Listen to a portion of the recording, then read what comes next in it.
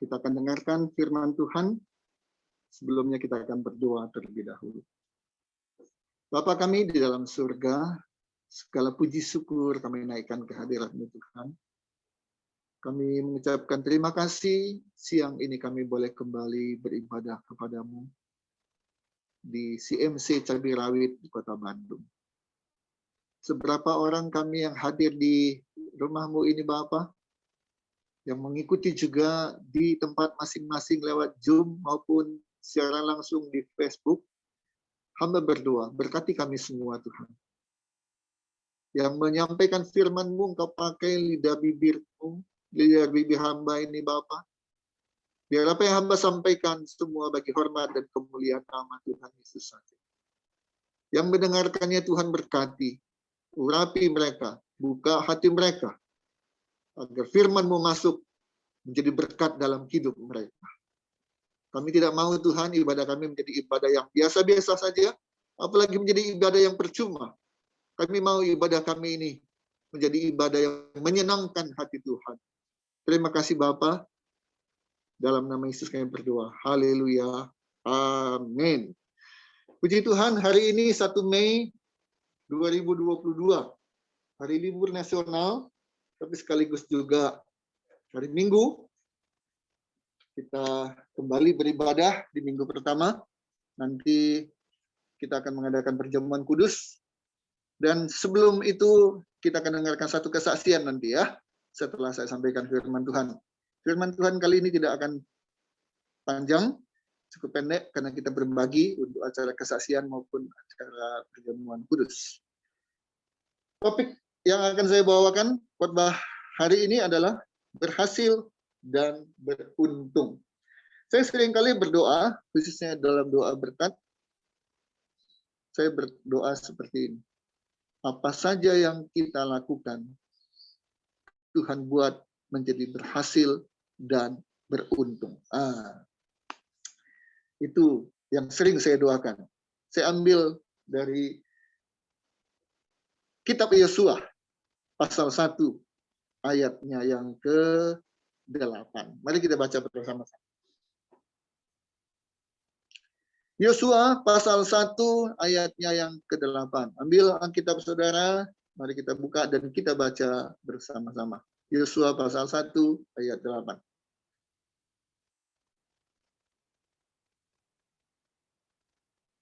Yosua, pasal 1, ayat 8. Kalau sudah ketemu, mari kita baca dengan suara yang keras, tapi tidak kejar-kejaran. Ya. 1, 2, 3.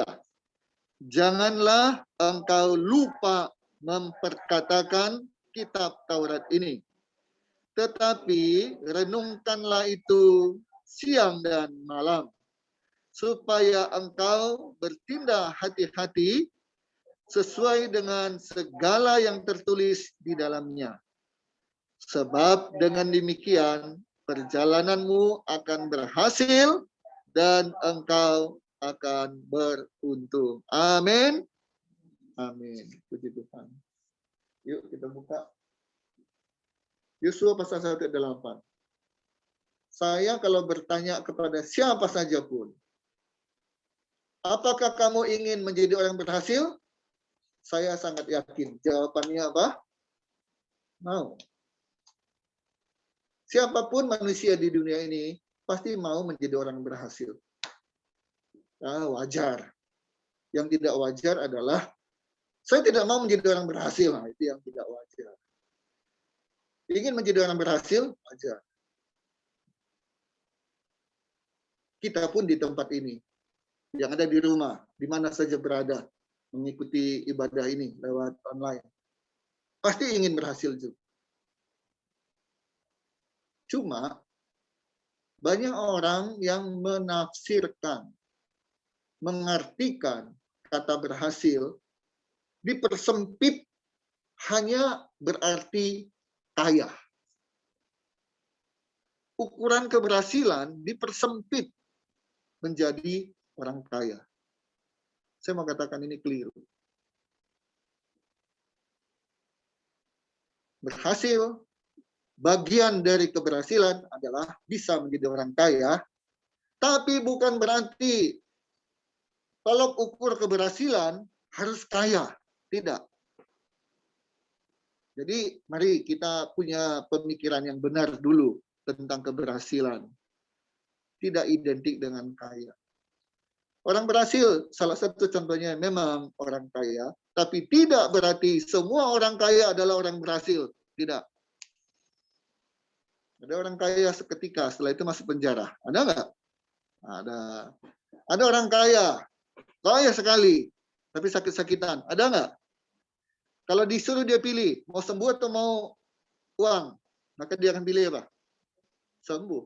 Dia bilang, dokter, setengah dari kekayaan saya ambil ke dokter, asal saya bisa sembuh. Kalau perlu, dokter mau semua kekayaan saya ambil, yang penting saya sembuh. So, sakit itu nggak enak. Sakit itu sangat tidak enak. Menderita. Tapi apa yang terjadi? Dia serahkan pun seluruh kekayaannya kepada dokter. Dokter bilang, saya hanya bisa berusaha, tapi saya tidak bisa menjamin pasti sembuh. Ya, jadi apa gunanya? Punya uang banyak berlimpah, tapi sakit-sakitan. Apa gunanya punya uang banyak, tapi keluarga berantakan? Masalah di sana, masalah di sini, untuk apa? Jadi sekali lagi, keberhasilan tidak identik dengan kekayaan. Ini harus kita pahami dulu. Oke? Jangan engkau lupa memperkatakan kitab Taurat ini. Pertama, jangan lupa memperkatakan, jangan lupa membaca Alkitab. Kedua, renungkan itu siang dan malam. Kebiasaan saya, bangun pagi, saya belajar. Dan saya berlatih. Segala sesuatu seperti kata pepatah, Allah bisa karena biasa. Ya. Jadi saya membangun sebuah kebiasaan. Apa itu kebiasaan saya? Bangun, tidur, saya berkata pada diri saya, Yunus, engkau tidak boleh ngapa-ngapain, kecuali ke kamar mandi. Itu udah alamiah. Bangun ke kamar mandi untuk buang air kecil, oke. Tapi setelah itu kamu tidak boleh ngapa-ngapain sebelum engkau baca dulu Alkitab. Nah, itu saya melatih diri saya. Sebelum saya melatih diri saya membangun sebuah kebiasaan itu, mungkin kebiasaan kita sama. Bangun tidur ngapain? Ambil handphone. Ada yang sama dengan saya, atau banyak yang sama dengan saya. Atau ngapain lah. Tapi saya melatih diri saya. Tidak boleh ngapa-ngapain. Ambil handphone nggak boleh. Makan, sarapan tidak boleh. Baca koran tidak boleh. Pertama-tama harus baca Alkitab. Itu yang saya bangun kebiasaan itu. Pagi begitu, dan sebelum tidur, saya tidak akan tidur sebelum saya baca dulu Alkitab. Karena ini sudah terbiasa, bisa jadi satu ketika saya udah ngantuk, saya tidur tanpa membaca Alkitab. Apa yang terjadi? Kebangun. Kebangun. Berapa saat kemudian, langsung terbangun. Dan sadar, saya belum baca Alkitab. Itu sudah demikian lupa. Bangun, baca dulu, tidur. Ya, jangan lupa memperkatakan, jangan lupa membaca, renungkan itu siang dan malam, pagi Alkitab, malam Alkitab. Pagi bangun, berdoa, malam bangun, berdoa. Untuk apa? Supaya kita punya pedoman dalam bertindak, dalam berbuat, dalam berkelakuan sepanjang pagi sampai malam. Jangan namanya Alkitab, Yunus, Timoteus, Yosua, Andreas, Yohanes, Markus, semua nama Alkitab, Daniel, tapi kelakuannya tidak Alkitabiah. Ucapannya tidak Alkitabiah. Percuma. Hanya nama. Pakai kalung salib. Tapi kelakuan, kehidupan tidak sesuai dengan firman Tuhan. Firman Tuhan ingatkan.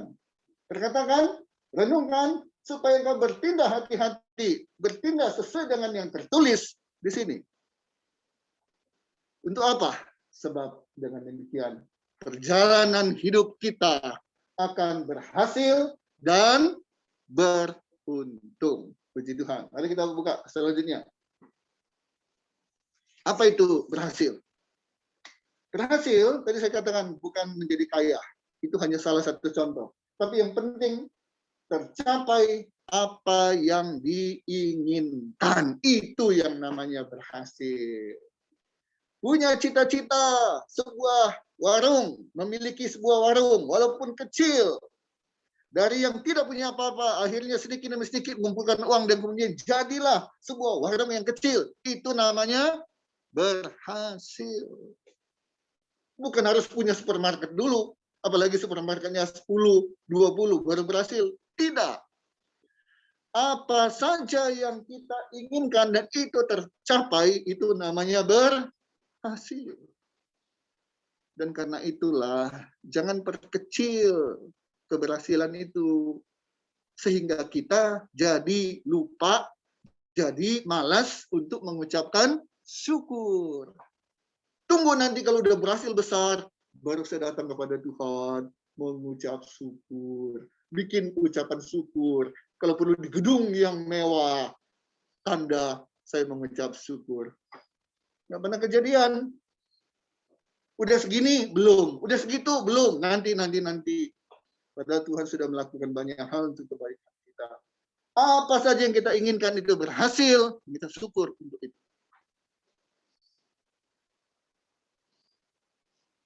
Hal-hal apa yang kita inginkan? Sakit menjadi sembuh, ingin sembuh, dan ketika sembuh itu namanya berhasil.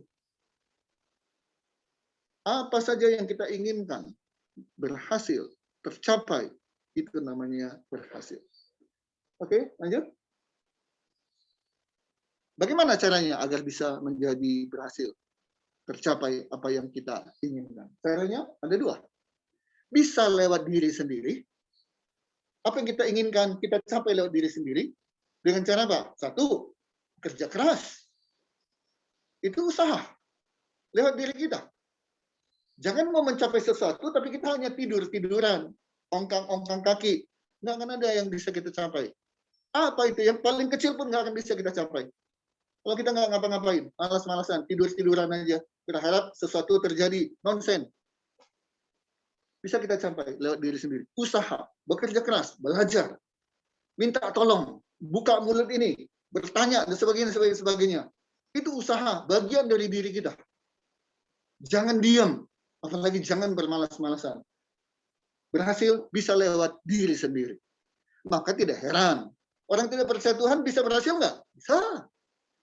Orang yang ateis, anti Tuhan, bisa berhasil nggak? Bisa.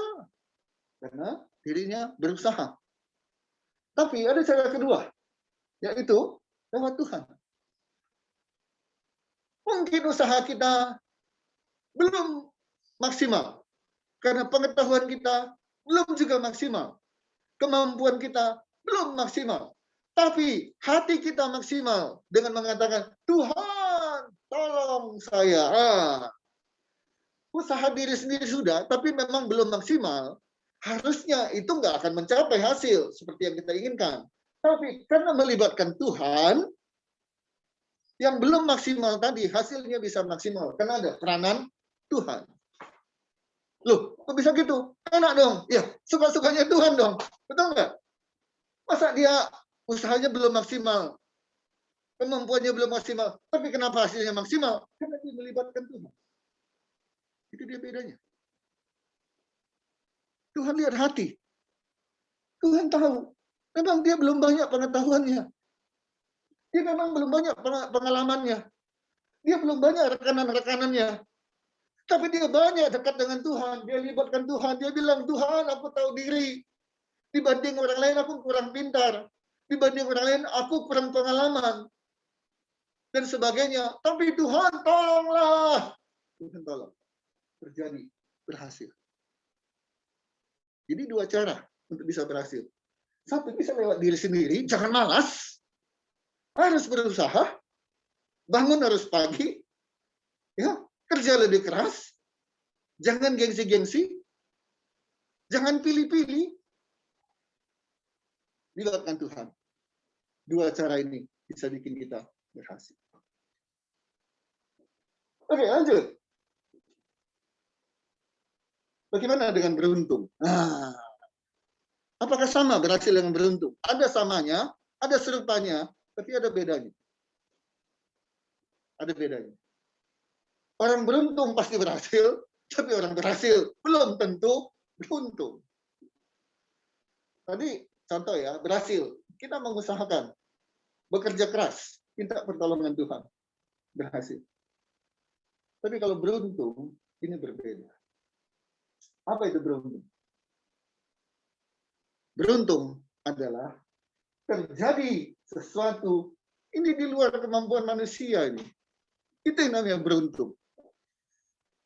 Jadi bedakan antara, oh kamu berhasil ya, nah, dengan, oh kamu beruntung banget. Itu satu hal yang berbeda. Perjalanan 20 kilo dijalani, itu berhasil namanya.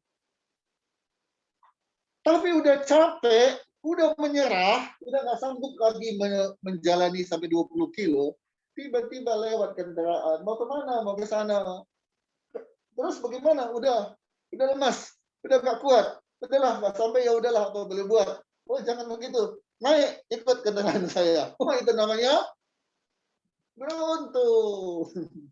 Harusnya nggak sampai, tapi ada yang nolong lewat kendaraan. Padahal tadi sunyi sepi, nggak ada apa-apa. Beruntung.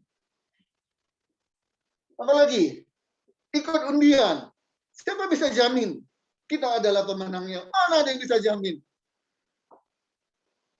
Saya pernah satu kali datang ke sebuah pameran alat-alat musik di tahun 80-an. Kita lihat alat-alat musiknya. Kemudian ada demo keyboard. Waktu itu yang mainnya adalah Purwacaraka. Ya. Dan setelah itu diumumkan, ada undian. Ada undian. Hadiahnya adalah sound system. Mini, kecil. Ya, bisa untuk gitar, bisa untuk kecil. Yang hadir kan banyak. Hadiahnya cuma berapa? Satu. Cuma satu. Jadi yang dapat itu berhasil atau beruntung? Beruntung. Bukan berhasil. Ketika dia beruntung, dia berhasil. Ya semua ada harap, ada cemas, ada yang nggak berharap juga.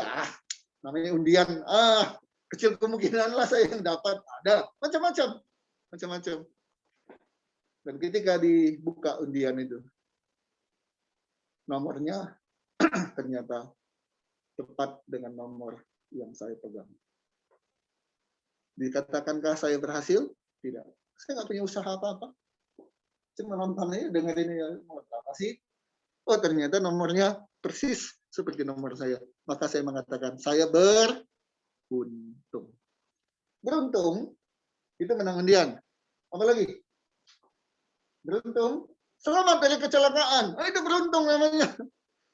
Ada beberapa video yang sekarang beredar di mana-mana, kecelakaan. Dia bisa lolos.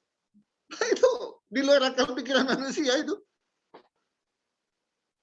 Pohon tumbang, persis di samping dia, lolos. Itu bukan berhasil namanya, bukan. Tapi namanya beruntung. Ya, oke, terus. Bagaimana caranya agar kita bisa beruntung? Nah, ini dia. Kalau tadi berhasil ada dua cara, diri sendiri dan libatkan Tuhan. Kalau beruntung, caranya hanya satu. Tidak ada dua, apalagi tiga. Caranya hanya ada satu. Apa itu? Menyenang. Hanya Tuhan yang bisa melakukan. Enggak ada cara lain. Hanya Tuhan yang bisa melakukannya. Satu-satunya cara. Hanya Tuhan yang bisa melakukan. Jadi jangan coba-coba peruntungan kita dengan kehebatan kita. Kemampuan kita, pengalaman kita. Tidak mungkin. Hanya Tuhan yang bisa melakukan keberuntungan. Karena itulah orang yang mau hidupnya beruntung. Beruntung dalam pendidikan, beruntung dalam pekerjaan, beruntung dalam segala hal. Minta kepada Tuhan. Nggak ada cara lain. Hanya Tuhan. Hanya Tuhan yang bisa melakukannya.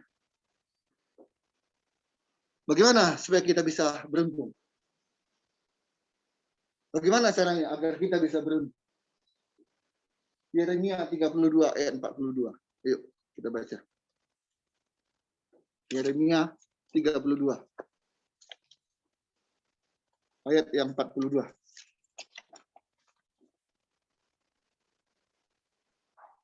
Yeremia 32 ayat 42.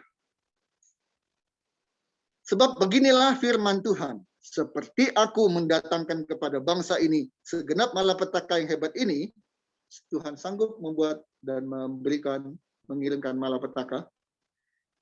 Demikianlah aku mendatangkan ke atas mereka apa? Keberuntungan yang kunjanjikan kepada mereka.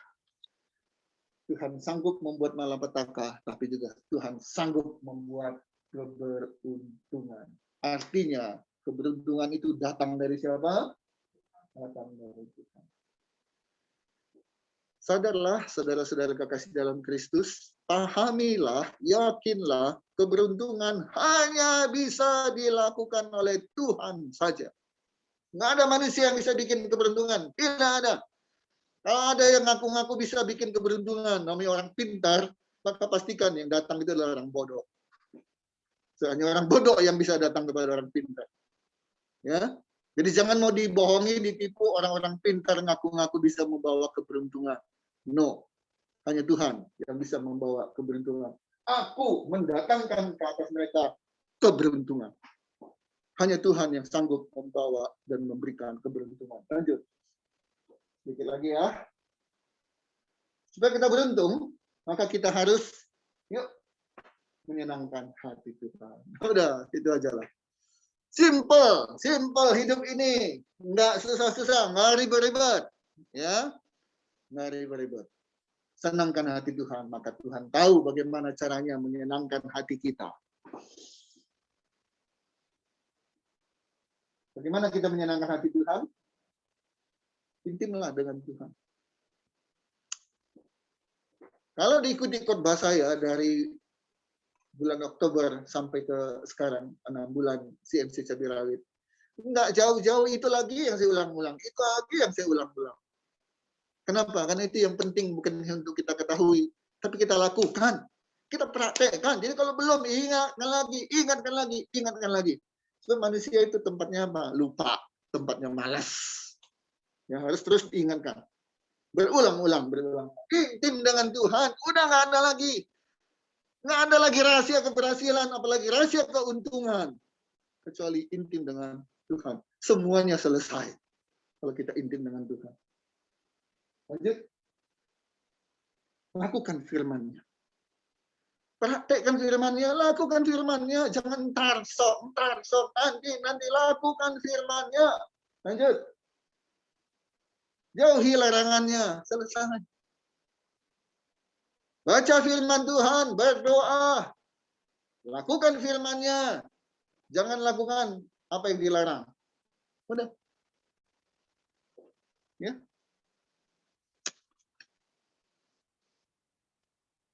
Lanjut.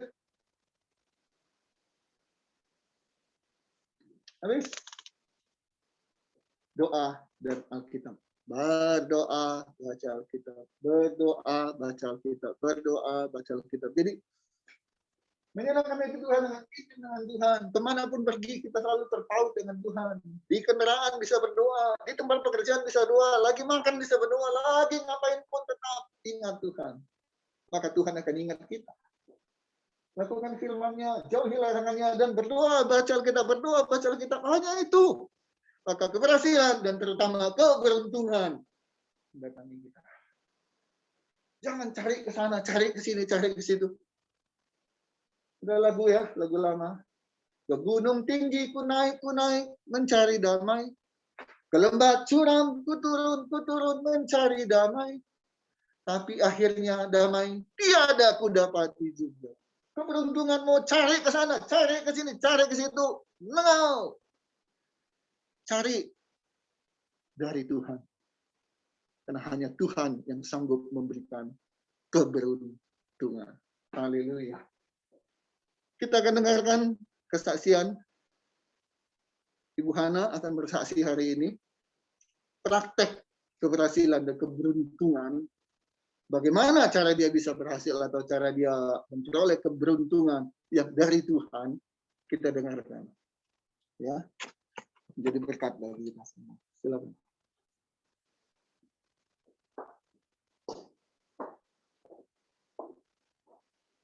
Puji Tuhan, saya mau menyaksikan kebesaran Tuhan dalam kehidupan saya. Menjelang Lebaran ini, para pengusaha harus membayar THR, membayar gajiannya, bayar THR. Ya, demikian juga dengan perusahaan saya, di mana saya dalam tiap bulan saya harus bayar cicilan rokok yang sampai bulan tahun depan berakhir. Kedua, kita harus bayar tagihan-tagihan yang dari pabrik. Ketiga, saya harus bayar THR.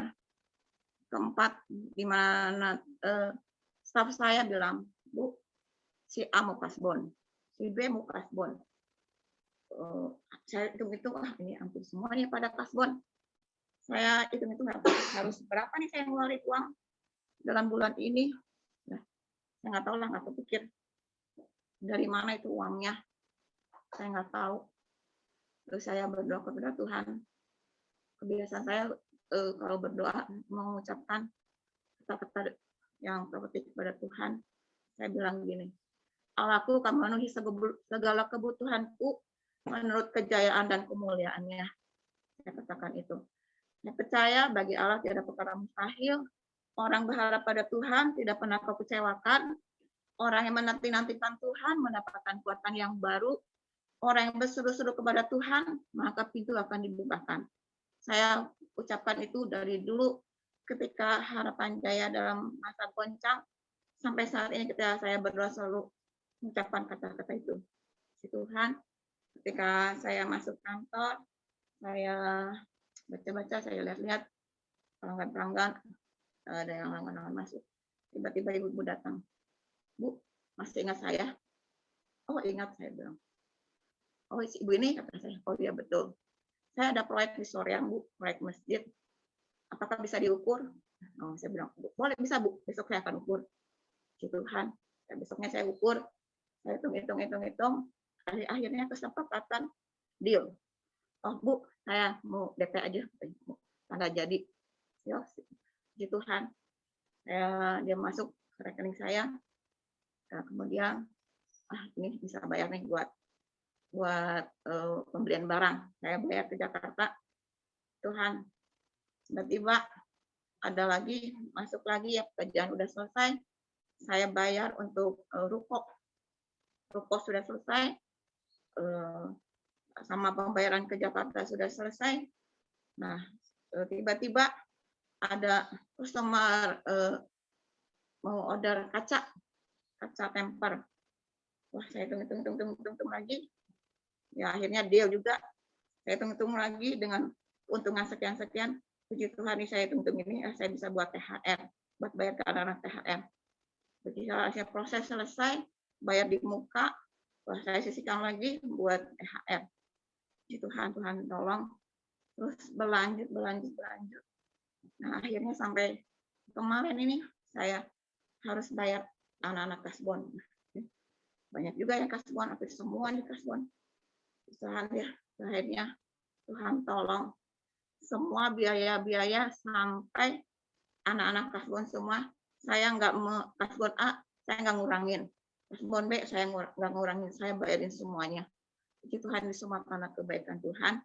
Masalah ada, masalah banyak. Tapi saya selalu mengandalkan Tuhan. Tuhan Yesus berikan saya hikmat. Seperti Salomo. Saya nggak mengandalkan kepada siapa-siapa, saya juga nggak cerita kepada suami saya masalah-masalah di kantor, masalah ada, masalah yang baik dilakukan oleh karyawan-karyawan saya, maupun daripada customer sendiri, cara pembayarannya mereka menunda-nunda cara pembayarannya, menunda-nunda alasan ini, alasan itu, tapi saya andalkan Tuhan. Puji Tuhan, akhirnya terberes semua, tidak ada yang pembayaran juga akhirnya terbayarkan semua pada April kemarin, dan puji Tuhan semuanya ini semua beres semua. Saya juga tidak terpikir bagaimana cara melunasinya, begitu banyak kalau di total saya nggak kepikir. Tapi itulah jalan Tuhan yang senantiasa menolong dalam kehidupan saya, sehingga sampai saat ini semuanya terbayarkan semuanya, puji Tuhan ya. Ini semua bukan karena kuat dan gagah kami, bukan kekuatan saya, tapi Allah yang saya sembah, Allah yang hebat, Allah yang ada dalam kehidupan saya. Terima kasih, terpujilah nama Tuhan. Haleluya.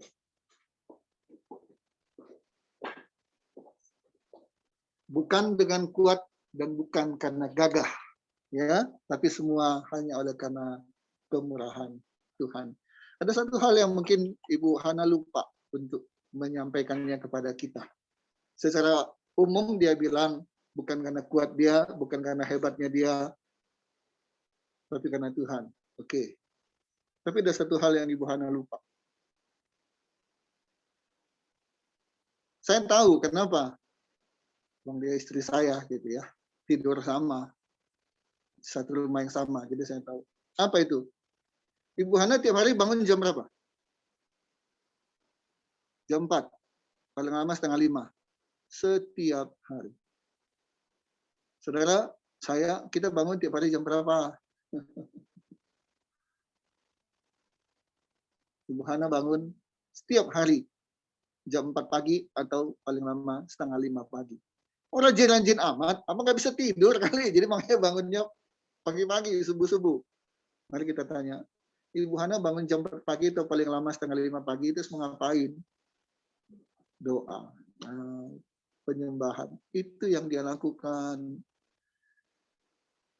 Saudara kekasih dalam Kristus. Ini harus kita contoh. Dia bangun setiap hari, bukan sekali, bukan seminggu sekali. Setiap hari bangun jam 4 atau 4:30 paling lama. Untuk apa? Bukan berberes-beres. Ya ada bagian itu nanti. Tapi yang dilakukan adalah berdoa, menyembah Tuhan. Setiap pagi. Intinya tadi menyenangkan hati Tuhan. Dia pakai caranya adalah dengan pagi-pagi dia datang berdoa, menyembah Tuhan, berdoa, menyembah Tuhan, berdoa, menyembah Tuhan. Tuhan berikan keberhasilan dan Tuhan berikan keberuntungan. Hanya dengan satu cara, senangkan hati Tuhan. Senangkan hati Tuhan. Puji Tuhan. Mari kita praktekkan. Jangan sekedar tahu. Jangan sekedar paham. Tapi praktek. Maka kita pasti menjadi orang yang berhasil dan orang yang beruntung. Puji Tuhan. Sekarang kita akan masuk dalam perjamuan kudus. Kita akan bangkit berdiri bersama-sama. Setiap awal bulan, minggu pertama, ibadah kita mengadakan perjamuan